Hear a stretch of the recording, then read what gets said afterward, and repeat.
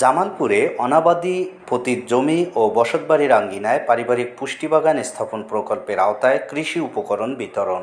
তথ্য ভিডিও চিত্রে জামালপুর থেকে আমাদের প্রতিনিধি মুবাশির আলম রাহুল।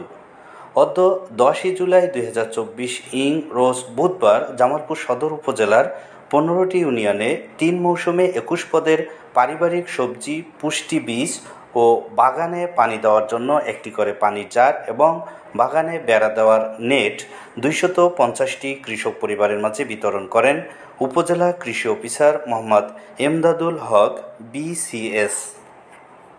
250 কৃষক পরিবারের মাঝে পারিবারিক সবজি পুষ্টি বাগানে মালামাল বিতরণ করলাম।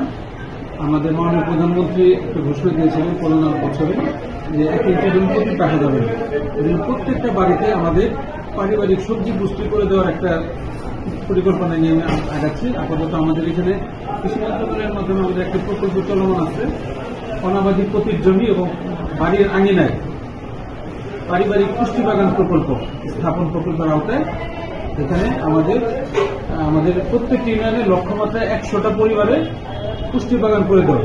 তো সেই লক্ষ্যে আমাদের গত 5 বছর যাবত আমরা অনেকটাই আগে গেছি, প্রায় 80% বাগান আমাদের হয়ে গেছে। আজকে আমরা বরাবরের মতো আমরা 250 পরিবারকে আমরা বাগানে মালামাল দিয়ে দিলাম। ওনারা ওনাদের বাড়ির আঙিনায় মাত্র 1.5 শতক জমি, আমরা ছোট্ট জায়গাকে লক্ষ্য টার্গেট করেছি যে 1.5 শতক জমিতে তারা 5টা বেড করে এখানে তারা সারা বছর ব্যাপী এখানে শাকসবজি আবাদ করবে। সেই সাথে আমরা 6টা ফল গাছ দিচ্ছি। আমরা 3 মৌসুমে, আমাদের একটা বছরে 3টা মৌসুম থাকে, শীত মৌসুম, বর্ষা মৌসুম, গ্রীষ্ম মৌসুম। তো আমরা 3 মৌসুমে 21 পদের 21 জাতের সবজি বীজ দিয়ে দিলাম। অর্থাৎ প্রত্যেক মৌসুমের জন্য 7 পদের আমরা সবজি বীজ দিয়ে দিলাম। পাশাপাশি 6টা ফল গাছের চারা, অর্থাৎ একটা বাগানের উত্তর দক্ষিণে, যেহেতু বাতাস প্রবল হয়, উত্তর দক্ষিণে 6টা ফলের চারা আমরা দিয়ে দিলাম। তারা এখানে ফলের চারা থেকেও পরবর্তীতে বছরখানিক ফল আসবে, তারা এখন ফল থেকে পুষ্টি তারা চাহিদা যাবে।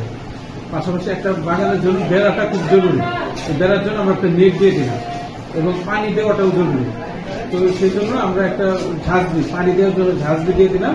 আর আমরা এই বাগান থেকে, যেহেতু পারিবারিক পুষ্টি চাহিদার কথা বলতেছি, পারিবারিকভাবে তারা এটা খাবে, তো সেক্ষেত্রে বিষমুক্ত জৈব পদ্ধতিতে যদি চাষাবাদ হয়, সেই জন্য আমরা এখানে জৈব সার দিতেছি। এখানে কোনো রাসায়নিক সার দিতেছি না, জৈব সার দিয়ে শাকসবজি আবাদ করে তারা বিষমুক্ত নিরাপদ সবজি তারা উৎপাদন করে নিজেরা খাবে, সুস্থ থাকবে, পুষ্টি আহরণ করবে। এইভাবে আমাদের পরিকল্পনা প্রত্যেক বাড়িতে যেন, আমাদের ঘরে ঘরে বাড়িতে যেন এরকম আমাদের পুষ্টি বাগান স্থাপন হয়। আমরা এই কিছু প্রদর্শনীর মাধ্যমে অন্য সম্পূর্ণ গ্রামবাসীদেরকে আমরা দেখাতে চাই যে এটা প্রত্যেক বাড়িতে এরকম সম্ভব, এটা আমরা প্রদর্শনী আকারে দিচ্ছি। তো সকলের প্রতি কৃতজ্ঞতা রইল। সবাই আমরা চাই যে আগামী জামালপুর এরকম কৃষিতে এগিয়ে যাবে।